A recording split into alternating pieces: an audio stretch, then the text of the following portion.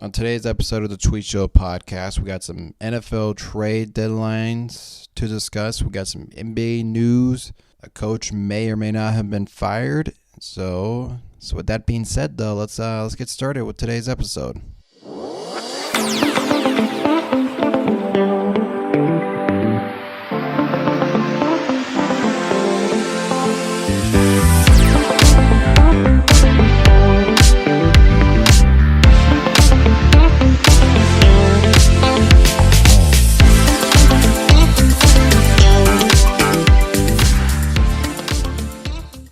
Welcome back, everyone. I know I didn't post on Monday because I was working on some podcasting equipment. I recently bought some new podcast equipment, and I'm sort of still trying to work with it.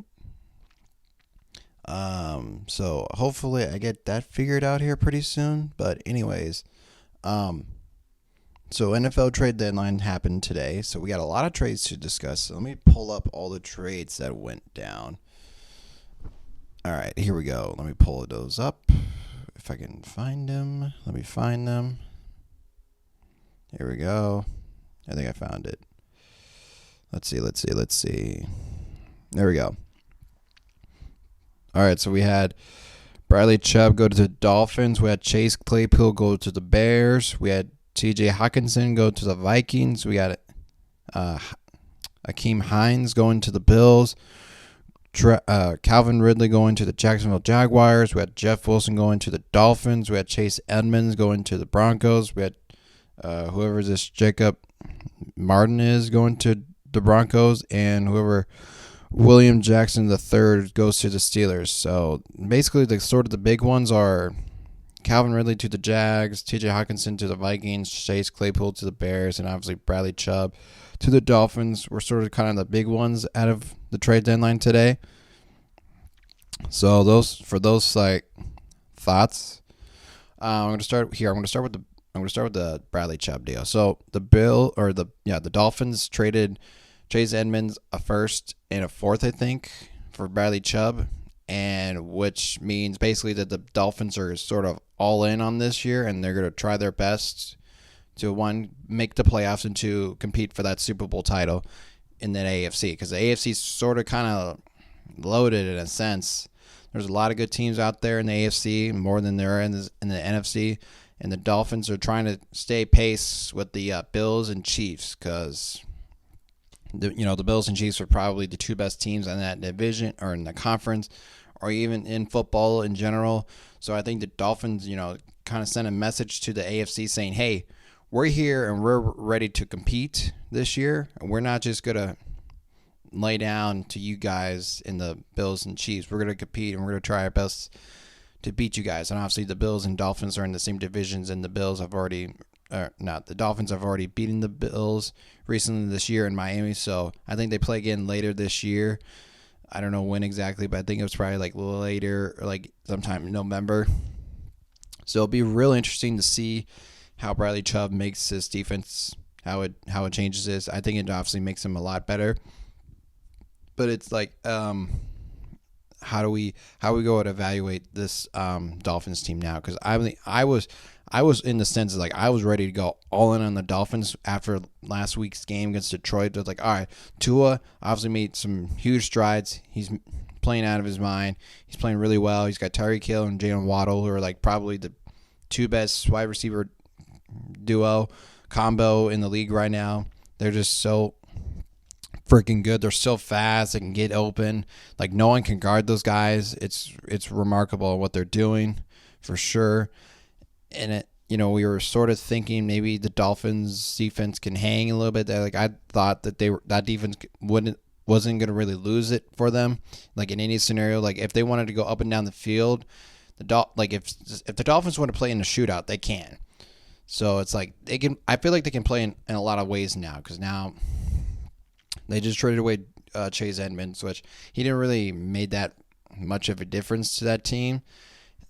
And now the Broncos just don't even get me started on the Broncos. It's like backfield, because I had Melvin Gordon in fantasy and now I dropped him. So it's like, all right, well, that's pointless. I don't want Melvin Gordon anymore, because that backfield's just like a mess. So anyways, on the Dolphins side of things, though, It's really interesting to see how this team works out, though.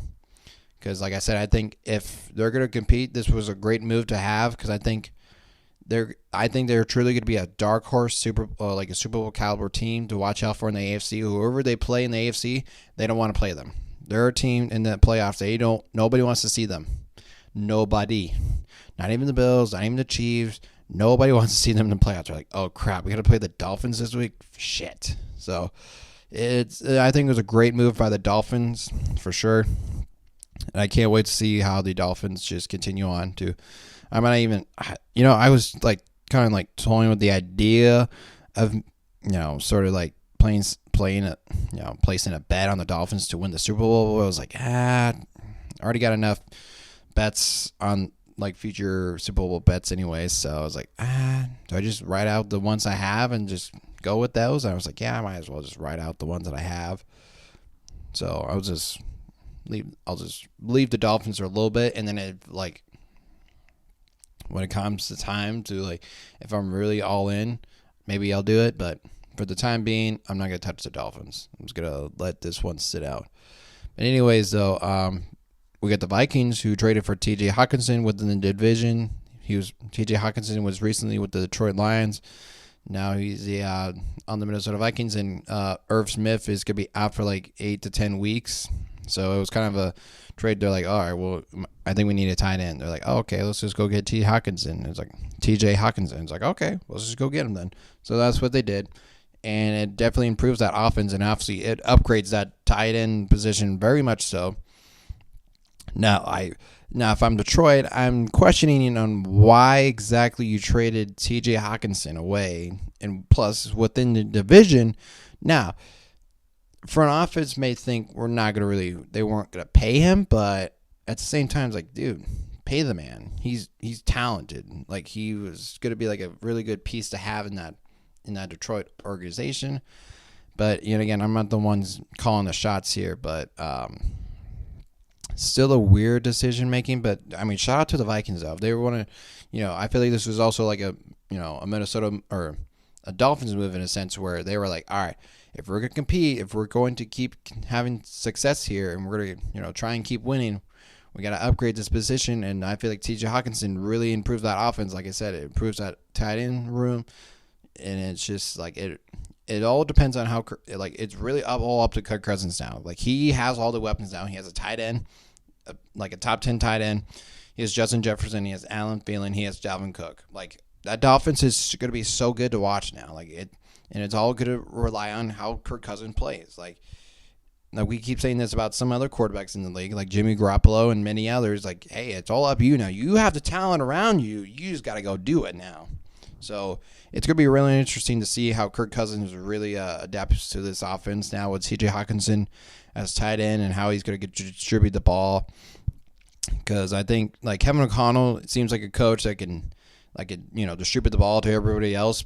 Like, he can design plays where he can get to his playmakers, but Kirk Cousins obviously has to make those plays. And, if you're a Minnesota Vikings fan, and I obviously I'm related to one, my cousin is a Minnesota Vikings fan, and he always just talks about how Kirk Cousins, like, he does really well in, these 1 o'clock games, and sometimes he does it right in the 3 o'clock slate, but once it gets to primetime events, it's like, I don't really trust Kirk Cousins. So it's going to be interesting for sure. I don't know if the Vikings have another primetime game. I think they do. It's on Thanksgiving against the Patriots. So if they truly lose, if the Vikings are for real, they cannot lose that Patriots game on Thanksgiving, because it's like, you're all in. Like, I was having this discussion with someone else today. I was like, all right, if you had to say the Eagles are number 1 in the conference in the NFC, who's number 2? Is it the Vikings, the Niners, or the Cowboys? And I said that the Vikings are going to be like number 3 for me, because I think the Niners are just on another level, especially when they added Christian McCaffrey. I was like, oh my God, this offense is going on another level. But this was obviously like, I was on the Vikings bandwagon a bit. I was like, all right, they'll probably be number 2, especially now with this T.J. Hockenson trade. It's like, okay, well, they could still be in that hunt for that number 2 seed, I think. So that number 2 seed is going to be really interesting to see who gets it for sure, and who's going to have like home field advantage for most of the playoffs. Because, like I said before, I think the Cowboys and Niners and Vikings are going to be fighting for that number 2 seed. What else? Oh, Chase Claypool went to the Bears. Obviously, my Chicago Bears finally upgraded at a wide receiver position. I thought this was a great move for, that you're investing in the Justin. You're like, all right, Justin, we're finally giving you some weapons here. Now go out there and continue the success that you've been having these past 2 games. So let's see if we finally got you a pretty decent weapon. He's probably going to be an upgrade. He's a slight upgrade to Darnell Mooney for sure. Chase Claypool's going to be a number 1 receiver now. Mooney's going to be a number 2, which I think he was always meant to be a number 2 in a sense, or even 3. But anyway, it's I'm really glad that the Bears actually did this because like they really did need some weapons. But I am still kind of mad they traded Roquan Smith to the Ravens. It's like, dude, we couldn't have at least kept him for a little bit longer. But it is what it is. Like, I understand the move, but I'm just not happy that they made that move. Like, I understand it, but it is what it is. So I feel like we just could have got a bit more out of it. But it is, like I said, it is what it is. It's a business, and Ryan Poles is truly trying to build this Bears organization from the ground up. I think after that Cowboys game, he's just like, all right, if I'm going to do this, I'm going to do this the right way. We're going to really go fucking tank. We're going to tank the shit out of this year. But, I mean, he's going to try. The Bears are interesting because, like, prior to the Cowboys game, they were really, like, they're a frisky team. I still think they sort of are in a sense. But, like, after losing, I mean, the Cowboys were really good. Don't get me wrong. And they're probably going to lose to some more, really good teams like that a lot this season. But, like, I feel like they're going to be in a lot of games, and they're sort of going to come compete. And I think this is why they sort of got Chase Claypool for these types of, sort of games like the Patriots or even, like, when they play the Minnesota Vikings again. Because I think, like, low-key, like, the Bears could, I don't know, I feel like they can compete with the Minnesota Vikings. So it's going to be interesting how the Bears season goes throughout the season for sure. And then, like I said, I'm all back in on Justin Fields. I was having some moments of doubt. I was like, all right, is Justin really the guy? But now I'm starting to think that he is the guy. And, like I said, if he continues to have this surge and he keeps playing well, I'm like, all right, let's just keep Justin and let's just keep building around him. Might as well, right? Got to build that offensive line back up. We just got to keep adding more weapons for Justin. And, we just, like I said, we got to build this thing from the ground up. So it's going to be interesting how the Bears keep doing this for sure. Who was the other trade that happened? What was the other one?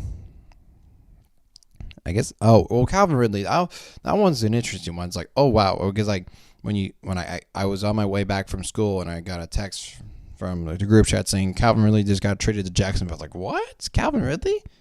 He just got traded? I was like, oh, shit, that's right. Calvin Ridley's still in the league. He just got suspended because he gambled on his team. He's like, he was gambling. I was like, oh, that's right. Calvin Ridley's still a football player. So, great job, Jacksonville, for getting Calvin Ridley. That was cool. It's sort of like the same thing with the Bears. They're obviously investing in the Trevor Lawrence. They want Trevor Lawrence to keep succeeding and have a true number 1 receiver, which Calvin Ridley kind of is in a sense. Like, he has all the tools that you need to be a true number 1 wide receiver. Like he's talented as fuck. Like, he's a really good route runner.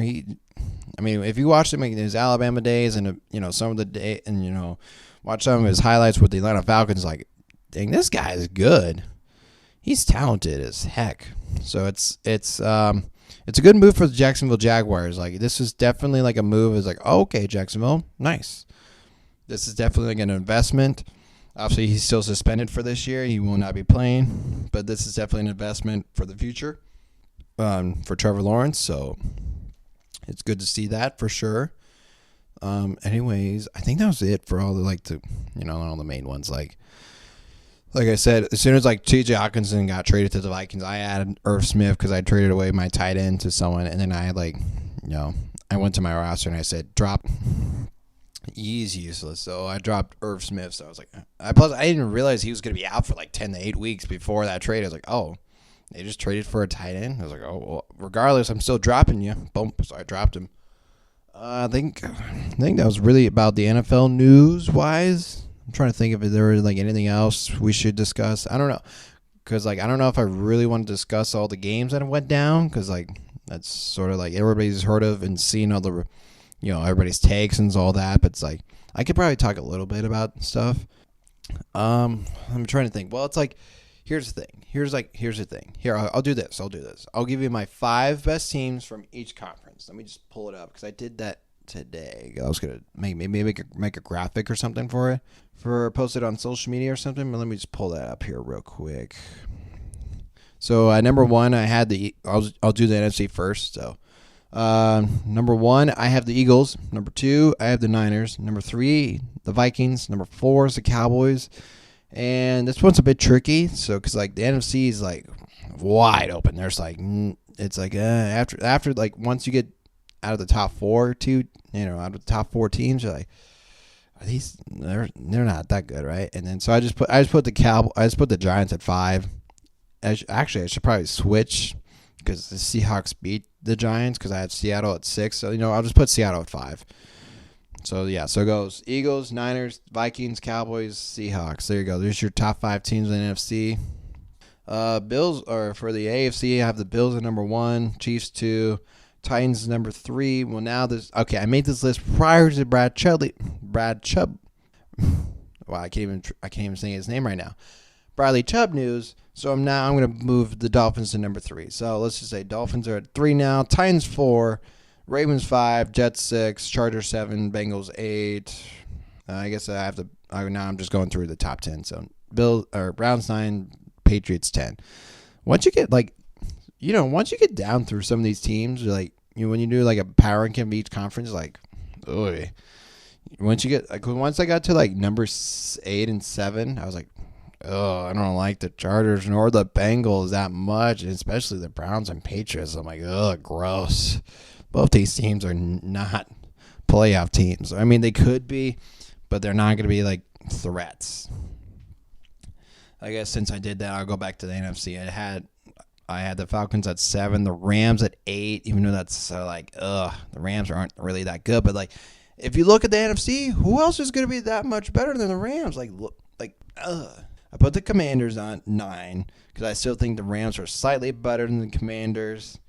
Even though I'm going to respect the Commanders and Taylor Heineke, he's playing really well. And I mean, I do hate putting the Packers at 10, but it's like I said, if you go look at that NFC, it's like not a whole lot of teams out there. You go, well, it's like you got like the Bears, the Vikings, and the Lions, and then you got like the Saints and Panthers. It's like you really gonna put any one of those in front of the Packers? Like, no, not realistically, but the NFC is like wide open. It's not good. AFC is a bit tougher, but like there's a lot of teams you just go, are they really that good, or are they just because there's not a whole lot of good talent out there, or not a lot of talent, but just not a lot of good teams? I feel like there's only like truly like between 3 to 5 like truly good teams, or truly great. The Bills and Chiefs, I think, are like on a whole nother level. They're like great teams, and then like 3 and 5 are just like really good, and they could be Super Bowl champs if they really wanted to. Like the Eagles and the Dolphins, and you could say the Niners are like the only ones you could say, all right, those are Super Bowl contenders, or could be Super Bowl champs, or stuff like that. Anyways, we got some NBA news, which is sort of a bit of an interesting one. So today, as a whole trade deadline was happening, Steve Nash of the Brooklyn Nets, head coach, was fired today, and not really shocked by the news. It's just more of a when did you realize he was not a good coach? And now, granted, he didn't have the best situation with that team, because he had like Kyrie Irving, and he's wackadoodle, and that could be a whole nother episode with all the shit he's been saying. And it's like, dude, what the fuck? Just shut up. You're not. No, those were really inappropriate and dumb comments that you made. So I'm not gonna go in too deep about that just yet. Maybe that could be another episode. But anyways, obviously Kevin Durant's still a really talented player, obviously, and you also have like Ben Simmons, who still can't shoot and who doesn't want to shoot. I guess he's still a really good defender. I don't know. It's still kind of weird with the whole Ben Simmons thing. Like, and then, like, I guess there's a report out there by Woj that's saying that the Boston Celtics head coach, Imo Udoka, or I'm sorry if I'm pronouncing his name wrong, but it's like, well, he was suspended by the Celtics, but he's only suspended by the Celtics and not the NBA, so he's gonna potentially take the Nets job if he wants to or not. Within the next 48 hours, they're gonna announce that Udoka is gonna be the next head coach for the Nets.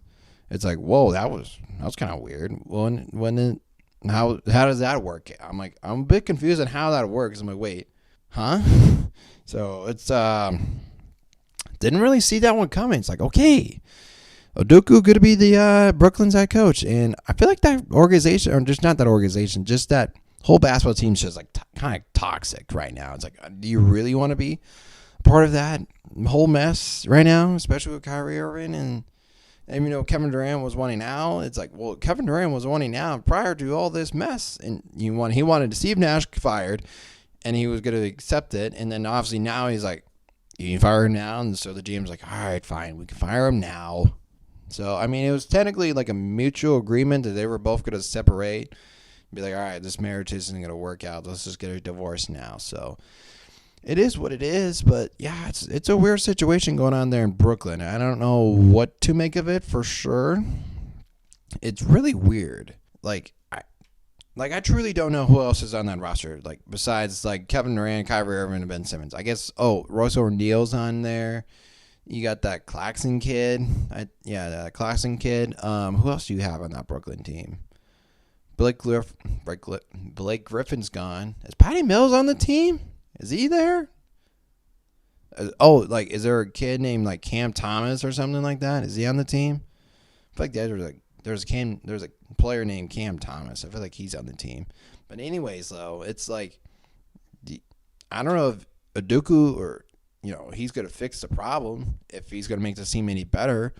Like, I just don't know what to expect from the Brooklyn Nets at this sense. Even if these rumors or I guess if these reports are going to be true and say that Ime Udoka is going to be the next head coach, it's like, well, are we going to expect? So are we just going to like say, NBA championship? It's like, no, I don't think he's.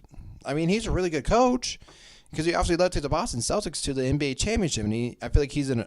I was about to say he should be an adult in the room, but obviously he's not.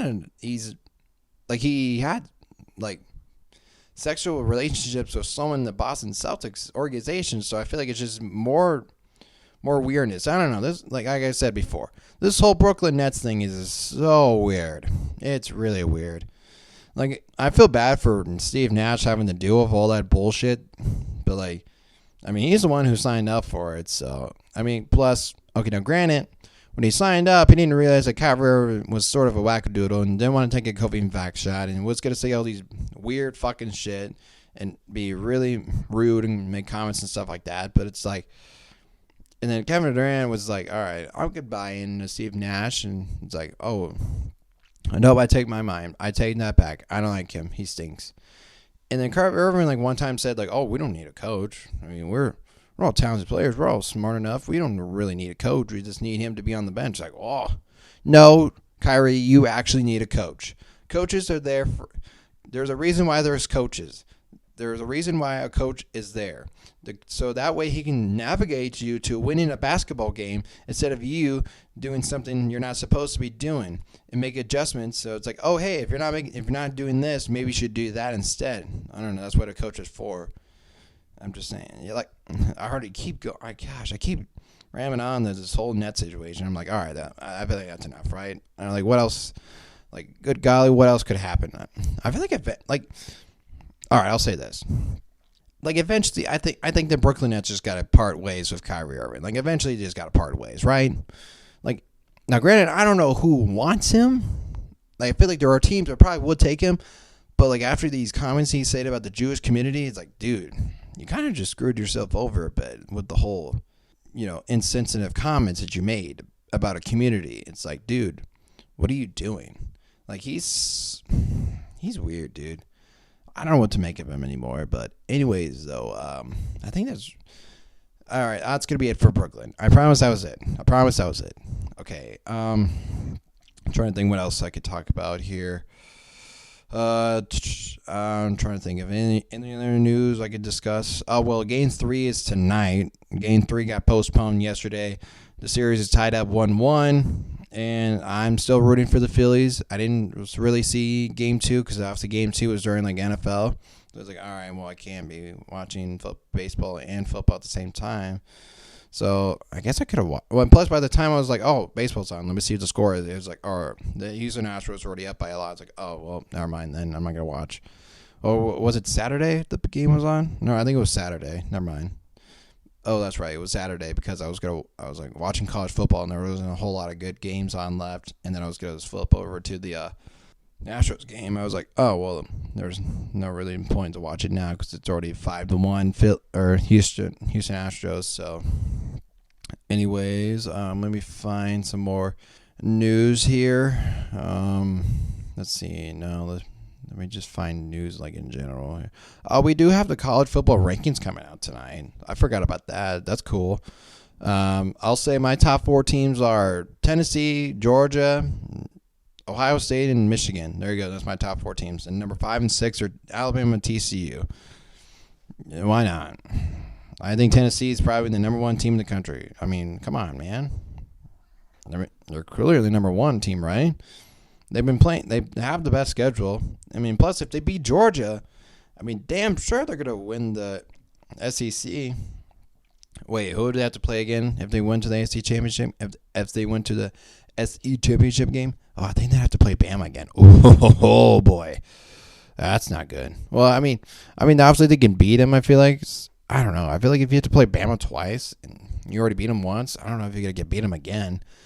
Oh man, that's gonna be interesting, man. Plus, now I'm going through the scenarios like, well, so let's say Tennessee beats Georgia. That's 1 loss for Georgia, and then Tennessee plays Alabama. Alabama beats them in the SEC championship game. All 3 of those teams have 1 loss, and they both have like really good losses. It's like, well, Tennessee lost to Alabama. Alabama lost to Tennessee, and Georgia lost to Tennessee. But who's going to get left out? I feel like you could almost put all 3 of them in the college football playoffs. But then who's going to get left out? Because whoever wins the Big Ten championship game is probably going to get it in. You're definitely if like TCU goes undefeated, TCU's getting left out of the playoffs for sure. Like this is worst case scenario for like college football fans who like don't like the SEC in general. But like, I mean, you can't really hate Tennessee. They're a fun group. They're a fun team to watch. Like they're so fun. Like they just keep scoring at will, and it's like well, what do you want us to do? It's like, well, if you can't, it's weird because like you have 3 of these best. These are the 3 best teams, like Tennessee and Alabama and Georgia. Clearly, one of the 3. The 3 out of the 4 best teams. If you can't take all 3 in them out. I mean, you could. Georgia didn't play in the conference championship game, but if you look at their schedule and who, oh gosh, it's an interesting case. Like I said, whoever wins that Big Ten championship game whoever wins the obviously whoever wins between Ohio State and Michigan, so obviously could play in the Big Ten championship game, and obviously they're going to probably win the Big Championship game because the Big Ten West is a fucking joke. And like, if I was Michigan or Ohio State, I'm not worried about whoever they're playing in the Big Ten West because like no one's really that good. Even though Illinois, shout out Illinois, they've been playing good football. But anyways, though, it's like, who are you gonna like? If that scenario happens and we get 3 out of the 4 SEC teams, like, are you going to be mad? It's like, well, shit. It's like, well, it's all SEC, and we're going to guarantee the SEC championship game. SEC champion, unless Ohio State and Michigan beats them. And I still think Ohio State might be the best team in college football, even though I just said Tennessee might be, but this is recent bias. But I think, well, let me, you know what? I'm going to readjust the rankings. I'm going to put Tennessee 1, Ohio State 2, Georgia 3, and then I'll put Michigan 4. There you go. No, well, here because see, all 4 of those teams are undefeated. You can't put Bama at 5. You can't put Bama in the top 4, right? Got to put them at least at 5 and 6, and then you can put like Clemson at 6, and then put like TCU at 7, probably USC at 8.